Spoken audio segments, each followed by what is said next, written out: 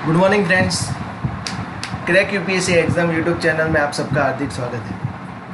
मित्रों, आज है 31 मई और 31 मई 2021 के रिलेटेड जितने भी करंट अफेयर्स के क्वेश्चन बनेंगे वो हम इस वीडियो में डिटेल में डिस्कस करेंगे। हमने ये करंट अफेयर्स के question the Hindu, PAB, Indian express, financial express, Dainik Jagran जैसे इंडिया के लीडिंग न्यूज़पेपर में से लिए ताकि आपकी हर गवर्नमेंट एग्जाम के लिए महत्वपूर्ण बन सके, साथ ही में आपके नॉलेज में इंक्रीमेंट लाने के लिए और देश और दुनिया में रोज बरोज कैसी घटनाएं घटती है इन सब के बारे में जानने के लिए भी ये करंट अफेयर्स के क्वेश्चन बहुत ही ज़्यादा महत्वपूर्ण है। और हाँ मित्रों, अगर आपको ये वीडियो अच्छा लगता है तो वीडियो को लाइक करना, शेयर करना और चैनल को सब्सक्राइब करना मत भूलिएगा। साथ ही में बेल आइकन का बटन जरूर दबा देना ताकि हमारे वीडियो की नोटिफिकेशन आप सबको मिल सके। तो चलिए स्टार्ट करते हैं आज का पहला क्वेश्चन। हाल ही में हिंदी जर्नलिज्म डे कब मनाया गया? तो इसका आंसर है डी 30 मई। तो हर साल 30 मई को हिंदी जर्नलिज्म डे जो है वो मनाया जाता है। इसकी शुरुआत कब हुई थी? तो 30 मई 1826 में हिंदी भाषा का पहला न्यूज़पेपर उडंत मार्टन लॉन्च हुआ था और इसी की वजह से हर साल 30 मई को हिंदी जर्नलिज्म डे जो है वो मनाया जाता है। उडंत मार्टन के बारे में बात करें तो वो भारत का पहला हिंदी समाचार पत्र था और भारत का पहला हिंदी अखबार भी था।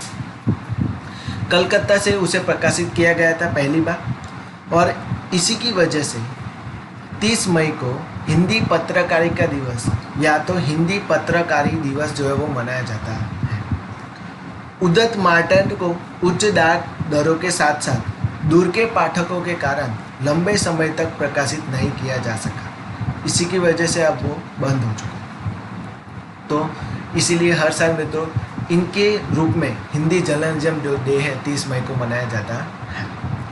चलते हैं नेक्स्ट क्वेश्चन की तरफ। हाल ही में हिंदुत्व विचारक वीर सावरकर जी की जन्म जयंती कब मनाई गई? तो इसका आंसर है बी 28 मई को। तो हर साल 28 मई को वीर सावरकर यानी कि विनायक दामोदर सावरकर की जन्म जयंती मनाई जाती है। मित्रों, विनायक दामोदर सावरकर जी के बारे में हम बात करें तो इनका जन्म हुआ था 28 मई 1883 को और महाराष्ट्र के नासिक जिले के भागोर नाम का शहर में उसका जन्म हुआ था। उन्होंने विदेशी वस्तुओं के बहुत ही ज़्यादा विरोध करते थे और स्वदेशी के विचार का समर्थन करते थे। 1905 में उन्होंने दशहरे के अवसर पर सभी विदेशी सामानों को अलवार नाम की एक जगह है वहाँ पे जला दिया था। वह नास्तिकता और तार्किकता का समर्थन करते थे और रूढ़िवादी हिंदू विचारों का वो खंडन करते थे। यहाँ तक उन्होंने गाय की पूजा को भी अंधविश्वास कहकर खारिज कर दिया गया था। विनायक दामोदर सावरकर वर्ष 1937 से लेकर 1943 के दौरान हिंदू महासभा के अध्यक्ष के तौर पर काम कर रहे थे। 22 अक्टूबर 1939 को कांग्रेस मंत्रालय के द्वारा त्यागपत्र दिए जाने के बाद उनके नेतृत्व में हिंदू महासभा ने मुस्लिम लीग के साथ मिलकर सिंध, बंगाल और पश्चिमोत्तर सीमांत प्रांतों में सरकार बनाने के लिए सहयोग दिया। सावरकर जी ने मित्रों पुणे में अभिनव भारत समाज की भी स्थापना की थी। उन्होंने गणेश सावरकर के साथ मिलकर 1899 में नासिक में क्रांतिकारी गुप्त समाज मित्र मेला की भी शुरुआत उनके द्वारा की गई थी। उन्होंने फ्री इंडिया सोसाइटी की स्थापना की और इस सोसाइटी के द्वारा त्योहारों, स्वतंत्रता आंदोलन संबंधित प्रमुख घटनाओं इन सब के सहित भारतीय कैलेंडर की महत्वपूर्ण तिथियों को मनाया जाता है और यह भारतीय स्वतंत्रता के संदर्भ में विमर्श के आगे बढ़ाने में वो बहुत ही ज़्यादा समर्पित भी रहे थे। ओके, चलते हैं नेक्स्ट क्वेश्चन की तरफ। हाल ही में किसके द्वारा एक सदी पहले अपने औपनिवेशिक शासन के दौरान वर्तमान नामीबिया में हरेरो और नामा नामक समुदाय के लोगों को नरसंहार करने का स्वीकार किया है? तो इसका आंसर है सी जर्मनी। तो मित्रों, जर्मनी में हाल ही में यह एक औपनिवेशिक शासन के दौरान जो हरेरो और नामा नाम के जो जाति के जो लोगों थे उनको नरसंहार करने को स्वीकार किया गया है। इसके बारे में हम बात करें तो इस स्वीकृति के साथ ही जर्मनी ने नामीबिया में सामुदायिक जो परियोजना थी उनमें सहायता करने हेतु 1.1 बिलियन यूरो की राशि देने की भी घोषणा की। नरसंहार के बारे में हम बात करें तो वर्ष 1904 से लेकर 1908 के मध्य में जर्मन उपनिवेशों के द्वारा तात्कालिक जो जर्मन साउथ वेस्ट अफ्रीका में हरेरो और नामा नाम की जो जनजातीय समुदाय थी, उन्होंने औपनिवेशिक शासन के खिलाफ विद्रोह करने पर इन समुदायों के लाखों पुरुष, महिला और बच्चों की हत्या कर दी थी। और इस विद्रोह के कारण ही जो स्थानीय जनजातियों के द्वारा जो जर्मन उपनिवेशियों को अपनी भूमि और अपने संसाधनों को एक खतरे के रूप में देखा गया था, और इसी की वजह से उन लोगों के पुरुष जो बच्चे थे उन सबको मार दिया गया था। बाटरबर्ग की लड़ाई भी इस दौरान हुई थी। इस लड़ाई में जर्मन सैनिकों के द्वारा रेगिस्तान में महिला और बच्चे सहित लगभग 80,000 हरेरों का पीछा किया गया, जिनमें से मात्र 15,000 लोग ही जीवित बचे हुए थे। वर्तमान नामीबिया पर जर्मनी का अधिकार रहा है। 1884 से लेकर 1890 के मध्य के बीच जर्मनी ने वर्तमान जो नामीबिया कंट्री है उसके कुछ हिस्सों को औपचारिक रूप से उन्होंने उपनिवेश बना लिया था। जर्मनी ने 1915 तक इस क्षेत्र पर शासन किया। बाद में 1975 तक दक्षिण अफ्रीका पर उसका नियंत्रण रहा। नामीबिया को अंततः 1990 में स्वतंत्रता हासिल हुई। ओके, चलते हैं नेक्स्ट क्वेश्चन की तरफ। हाल ही में सुप्रीम कोर्ट ने किस आर्टिकल में विस्तार किया है? तो इसका आंसर है ए, आर्टिकल 304 क्लॉज बी। तो आर्टिकल 304 क्लॉज बी में हाल ही में सुप्रीम कोर्ट के द्वारा उनमें विस्तार किया गया। तो आर्टिकल 304 है किसके? तो उच्चतम न्यायालय के द्वारा दहेज उत्पीड़न को एक रोग प्रसारक अपराध बताया, जिसमें महिलाओं को लोभी पतियों और ससुराल वालों की क्रूरता का शिकार बन जाती है। साथ ही में कोर्ट ने इस एक फैसले में संकेत देते हुए भी कहा है कि दहेज हत्या पर दंडनात्मक प्रावधानों से संबंधित धारा 304 क्लॉज बी के एक जकड़ी हुई और एक शाब्दिक व्याख्या ने लंबे समय तक चली आ रही इस सामाजिक बुराई के खिलाफ लड़ाई को कुंद कर दिया है। यानी कि अब जो महिला है वो ससुराल की जो क्रूरता है का शिकार बनती है, उनके खिलाफ वो लड़ सकती है।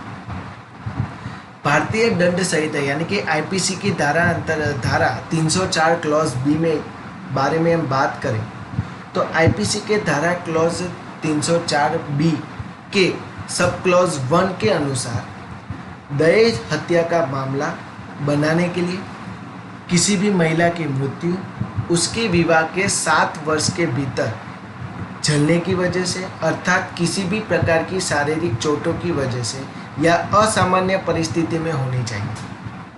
यानी कि अगर जलने की वजह से हुई या किसी भी शारीरिक चोटों की वजह से अगर उसकी हत्या हुई है तो उसके ससुराल और उसके पति के विरुद्ध क्या होगा, केस दाखिल हो सकता है और उनको सजा भी मिल सकती है। इसके अलावा महिला की मृत्यु से ठीक पहले उसे दहेज देने की मांग से संबंधित अपने पति या अपने ससुराल वालों से क्रूरता या उत्पीड़न का सामना करना पड़े। अर्थात अगर मृत्यु से पहले अगर उसके पति ने उससे दहेज मांगा, उसके ससुराल ने उसके साथ बहुत ही बुरा बर्ताव किया, तो यह सब भी उसमें शामिल हो सकता है। तो यह सब 304 क्लॉज 1 के 304 क्लॉज बी के सब क्लॉज 1 के तहत उसको यह जो है वो सज़ा मिल सकती है। अब 304 क्लॉज बी के सब क्लॉज सी के तहत के बारे में हम बात करें तो अदालत के द्वारा ज़्यादातर 304 क्लॉज बी के संकरित दृष्टिकोण का प्रयोग किया जाता है। बात करें तो 304 बी के वाक्यांश में मृत्यु से पहले यानी कि सून बिफोर, उसके पहले यानी कि मृत्यु से तुरंत पहले के रूप में ही की जाती है। इस व्याख्या के अंतर्गत यह अनिवार्य हो जाता है कि महिला के मरने के ठीक पहले के पलों में ही उसका उत्पीड़न किया होना चाहिए। धारा में प्रयुक्त जो सामान्य परिस्थिति है उनके अलावा एक उदार व्याख्या की भी मांग करता है। ओके, भारत में हम बात करें तो दहेज प्रथा से संबंधित कितनी मौतें हुई है? 1999 से लेकर 2018 के बीच लगभग एक दशक के दौरान देश में कुल हत्याएं 40% से लेकर 50% की जो मौतें होती है वो दहेज प्रथा से होती है, यानी कि दहेज हत्या की वजह से ही होती है। मात्र 2019 में ही भारतीय दंड संहिता की धारा नंबर 304 के क्लॉज बी के अंतर्गत दहेज हत्या के 7,000 मामले जो है वो दर्ज किए गए थे। 1999 से लेकर 2018 यानी कि 20 साल के अंतर्गत लगभग 40 से 50 जो मृत्यु होती है वो दहेज की वजह से हुई महिलाओं की। समय के साथ बात करें तो अदालतों को भी दहेज और दुल्हन को जलाने के लिए दंडित जो संबंधित कानून है उनकी मंशा को ध्यान में रखते हुए 304 की जो उदारतापूर्वक जो व्याख्या है वो करनी चाहिए। बेखुदी जो व्याख्या होती है उनसे बचना चाहिए।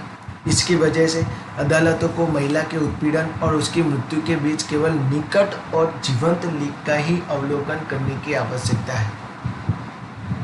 अदालत के लिए आरोपी के सामने अपराध में फंसाने वाली जितनी भी परिस्थितियाँ होती हैं उनको रखना चाहिए और उसकी प्रतिक्रिया देखनी चाहिए कि भाई इसमें कैसा है, लड़की के खिलाफ कैसे, लड़की के ऊपर कितना जो है वो क्रूरता का बर्ताव किया गया है, इन सबको देखना चाहिए और आरोपी को मामले में अपना पक्ष रखने का पर्याप्त अवसर भी देना चाहिए। क्योंकि अक्सर क्या होता है कि सभी महिलाएं ऐसी नहीं होती। कुछ महिलाएं जो ऐसी होती हैं कि जो अपने पति के खिलाफ ही आरोप जो है वो गलत आरोप जो है वो दर्ज कर देती है और इसीलिए मित्रों अदालत में आरोपी को भी अपना पक्ष रखने का अवसर दिया जाता है। ओके, चलते हैं नेक्स्ट क्वेश्चन की तरफ। हाल ही में अल्पन बंदोपाध्याय को किस राज्य में भारत सरकार के अधीन नियुक्त करने के संबंध में एक अभूतपूर्व आदेश जो है वो जारी किया गया? तो इसका आंसर है डी, वेस्ट बंगाल। तो हाल ही में अल्पन बंदोपाध्याय को मित्रों वेस्ट बंगाल में एक अभूतपूर्व नियुक्त जो है भारत सरकार के अधीन उसे नियुक्त किया गया। हाल ही में मित्रों हम बात करें तो कार्मिक और प्रशिक्षण विज्ञान के द्वारा भारतीय प्रशासनिक सेवा नियम 1944 के नियम नंबर 6 को लागू करते हुए पश्चिम बंगाल में मुख्य सचिव के तौर पर अल्पन बंदोपाध्याय को नियुक्त किया गया है। इस नियम के बारे में हम बात करें तो भारतीय प्रशासनिक सेवा संवर्ग नियम 1954 के नियम नंबर 6 क्लॉज 1 में कहा गया है कि किसी भी संवर्ग अधिकारी को संबंधित राज्य सरकार या केंद्र सरकार की सहमति से केंद्र सरकार या किसी अन्य राज्य सरकार या राज्य सरकार निगमित हो या गैर निगमित कंपनी हो, बराबर, यानी कि ऑर्गेनाइजेशन हो या बिन ऑर्गेनाइजेशन, संघ हो या व्यक्तिगत हो, जिसका पूर्ण और पर्याप्त स्वामित्व नियंत्रण केंद्र सरकार या किसी अन्य राज्य सरकार के पास हो सकता है या उसके अधीन सेवा में प्रतिनियुक्ति भी किया जा सकती है। ऐसा नहीं है कि राज्य सरकार में जो मुख्य सचिव हो केवल राज्य सरकार ही करती है, ऐसा नहीं है। राज्य सरकार में मुख्य सचिव की नियुक्ति केंद्र सरकार भी कर सकती है। ओके, असहमति के मामले में क्या होता है तो ज़्यादातर क्या होता है कि कई बार केंद्र सरकार अगर राज्य में मुख्य सचिव के तौर पे किसी व्यक्ति को नियुक्त करते हैं, अगर राज्य सरकार को वो पसंद नहीं आए तो उसमें क्या है कि असहमति भी शामिल हो सकती है। तो उसके दौरान किसी भी असहमति के मामले में प्रकरण को केंद्र सरकार के द्वारा तय किया जाएगा और राज्य सरकार के द्वारा केंद्र सरकार के निर्णय को भी लागू किया जाएगा। उस टाइम फिर राज्य सरकार और केंद्र सरकार के बीच मुठभेड़ नहीं हो सकती, उसमें फिर राज्य सरकार को केंद्र सरकार के जो फैसले वो मानना ही पड़ेगा। इस नियम के लिए सत्ता का दुरुपयोग या राज्य सरकार के अधिकार क्षेत्र का अतिक्रमण करने का प्रयास भी कहा जा सकता है। ओके, तो वेस्ट बंगाल के मुख्य सचिव के तौर पर मित्रों जो अल्पन बंदोपाध्याय उनकी नियुक्ति की गई। ओके, चलते हैं नेक्स्ट क्वेश्चन की तरफ। केंद्र सरकार के द्वारा सरकारी स्कूलों में कक्षा 1 से लेकर कक्षा 8 तक के पढ़ने वाले बच्चे को मध्याह्न भोजन योजना के लाभार्थी को प्रत्येक बच्चे को लगभग कितने रुपए देने का फैसला किया गया है? तो इसका आंसर है बी, 100 रुपये। तो हर बच्चे को 100 रुपये जो वो देने का फैसला किया गया है मध्याह्न भोजन योजना के तहत। तो हाल ही में केंद्र सरकार के द्वारा जितने भी सभी सरकारी स्कूल हैं उनमें कक्षा 1 से लेकर कक्षा 8 तक पढ़ने वाले और मध्याह्न भोजन योजना के जितने भी लाभार्थी हैं उन प्रत्येक बच्चों को लगभग 100 रुपये देने का फैसला किया गया है। और इस प्रत्यक्ष लाभ अंतरण के माध्यम से 1200 करोड़ रुपए की कुल राशि को एकत्र किया जाएगा और 11 करोड़ बच्चे के लिए एक मुफ्त भुगतान के रूप में उसे प्रदान की जाएगी। मध्याह्न भोजन योजना के बारे में हम बात करें तो मध्याह्न भोजन योजना है उसके तहत खाना पकाने की लागत जो है वो घटक से दी जाएगी। ओके, क्योंकि आप सब जानते होंगे कि अभी क्या है कि कोरोना वायरस की वजह से ऐसे कोई स्कूल कॉलेज जो है वो बंद है सब कुछ। इसी की वजह से मध्याह्न भोजन जो योजना है वो बंद पड़ी है और इसीलिए मित्रों केंद्र सरकार के द्वारा यह फैसला किया गया है कि अब हर बच्चे को मध्याह्न भोजन योजना के तहत 100 रुपये जो है वो दिए जाएंगे। ओके, इनमें मित्रों दाल, चावल, सब्जी, खाना पकाने के लिए तेल, नमक, मसाले जैसी सामग्री की कीमतों को भी शामिल किया गया। कुछ जगहों पर बच्चे को मिड डे मील या मध्याह्न भोजन के बदले में नकद राशि या कुछ स्थानों पर शुष्क राशन जो है वो दिया जाता है, जो कि हर तरह से एक दिन में एक बार पौष्टिक भोजन के लिए आवश्यक जो पर्याप्त मात्रा होती है उनके हिसाब से बराबर उसे दिया जाता है। 100 रुपये प्रति बच्चा प्रति मास भुगतान के रूप में दी जाने वाली राशि के हिसाब से हर बच्चे को प्रतिदिन 4 रुपये से भी कम प्राप्त होते हैं। ओके, यानी कि प्रति माह प्रति 100 रुपये। अब एक दिन का भी खर्च 100 रुपये जो है वो कम होता है, तो ये तो प्रति माह के लिए, तो आप समझ सकते हैं कि कितना कम है। ओके, चलते हैं नेक्स्ट क्वेश्चन की तरफ। हाल ही में किस देश के द्वारा कोविड-19 वायरस की उत्पत्ति के लिए जांच का आदेश दिया गया? तो इसका आंसर है सी, अमेरिका। तो हाल ही में मित्रों अमेरिका के जो प्रेसिडेंट है जो बाइडन, उन्होंने अमेरिकी जो खुफिया एजेंसीज है उनसे कोविड-19 वायरस की उत्पत्ति का विश्लेषण करने हेतु किए जा रहे प्रयासों को दोगुना करने को कहा है, ताकि यह निर्धारित किया जा सके कि इस वायरस की उत्पत्ति मानव पशु के संपर्क में से हुई है या फिर किसी भी प्रयोगशाला में हुई दुर्घटना की वजह से हुई। अमेरिका ने यह भी कहा है कि वह पूरी तरह से पारदर्शी साक्ष्य आधारित अंतर्राष्ट्रीय जांच में भाग लेने और संबंधित डेटा और साक्ष्यों तक पहुंच प्रदान करने हेतु चीन पर दबाव डालने हेतु या विश्व भर में समान विचारधारा वाले भागीदारों के साथ काम करना वो जारी रखेगा। इस घोषणा से क्या हुआ कि चीन पर SARS-CoV-2 वायरस की उत्पत्ति के बारे में अधिक स्पष्ट होने के लिए डाले जा रहे दबाव की में और वृद्धि जो है वो देखी जा सकती है। और कोविड वायरस का प्रकोप सर्वप्रथम चीन के वुहान शहर में फैला था और इसी वुहान इंस्टीट्यूट ऑफ वायरोलॉजी में वो स्थित है। यस है, वुहान इंस्टीट्यूट ऑफ वायरोलॉजी विभिन्न प्रयोगों के लिए वन्य जीवों की आनुवंशिक सामग्री जो है वो एकत्र करता है। वर्ष 2002 में फैले हुए SARS-CoV-1 अंतर्राष्ट्रीय प्रकोप की शुरुआत चीन से ही हुई थी। इसके बाद इस प्रयोगशाला में चमगादड़ से पैदा होने वाले वायरस पर व्यापक काम भी किया गया था और इस प्रकोप की उत्पत्ति की वर्षों तक खोज करने के दौरान दक्षिण पश्चिम चीन में स्थित एक चमगादड़ गुफा में SARS के समान एक वायरस जो है उसका पता लगाया गया है। ओके, चलते हैं नेक्स्ट क्वेश्चन की तरफ। हाल ही में झिंगुर की जयंती नामक प्रजाति कहाँ पाई गई? तो इसका आंसर है ए, छत्तीसगढ़। तो हाल ही में छत्तीसगढ़ में झिंगुर की एक प्रजाति जो है वो पाई गई। यह प्रजाति 12वीं उपग्रह यानी कि 12वीं प्रजाति वो माना गया। किसकी 12वीं प्रजाति? तो अर्कोनोमिमस सॉर्सियोर वर्ग के अंतर्गत चिन्हित यह प्रजाति मानी जाती है। इस प्रजाति को प्राणी विज्ञान की एक टीम के द्वारा छत्तीसगढ़ की पुरका नाम की एक गुफा है उसमें खोजा गया है। इस प्रजाति का नामकरण देश के प्रमुख जो गुफा अन्वेषकों में से एक है प्रोफेसर जयंत बिस्वाल, उसके नाम पर रखा गया है। और प्रोफेसर जयंत ने इस प्रजाति को खोजने में वैज्ञानिकों की जो दल है, टीम है, उनको काफ़ी मदद भी की। इसकी दिलचस्प बात यह है कि इस प्रजाति में जो नर झिंगुर है वो ध्वनि उत्पन्न नहीं कर सकता, और जो मादा झिंगुर है वो उसके कान नहीं होते, यानी कि वह ध्वनि सुन नहीं सकती।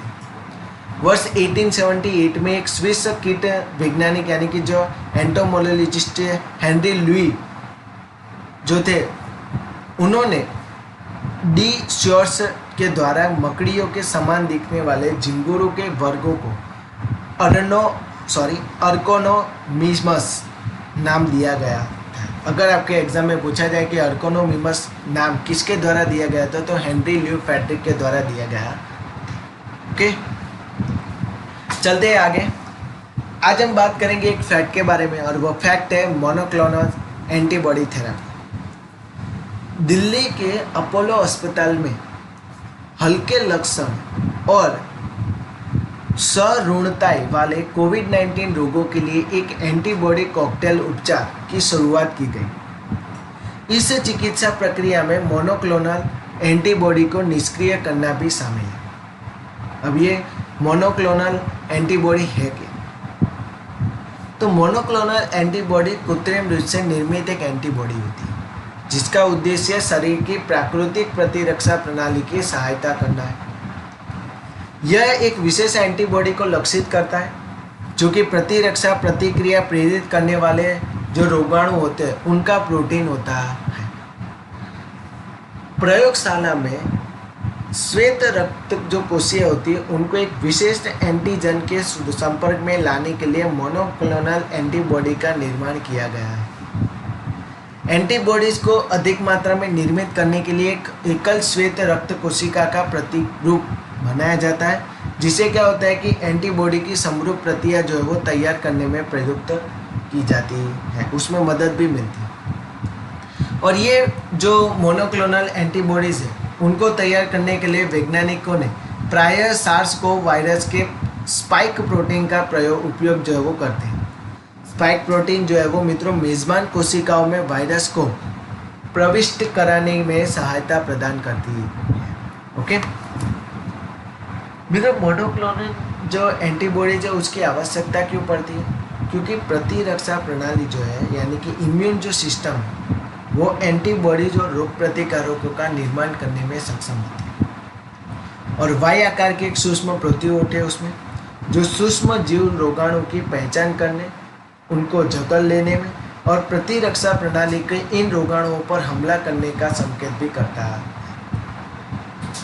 यद्यपि जिन लोगों की प्रतिरक्षा यानी कि उनकी जो इम्यून सिस्टम है उन एंटीबॉडीज़ को पर्याप्त मात्रा में निर्मित करने में असमर्थ होती है, तो उनकी सहायता करने हेतु वैज्ञानिकों के द्वारा ये एक मोनोक्लोनल एंटीबॉडीज़ जो है वो खोज की गई। और ये जो एंटीबॉडी जो है वो कृत्रिम एंटीबॉडी है, यानी कि वैज्ञानिकों के द्वारा लेबोरेटरीज में तैयार किया गया एंटीबॉडीज। ओके, तो गाइज आज के लिए इतना ही।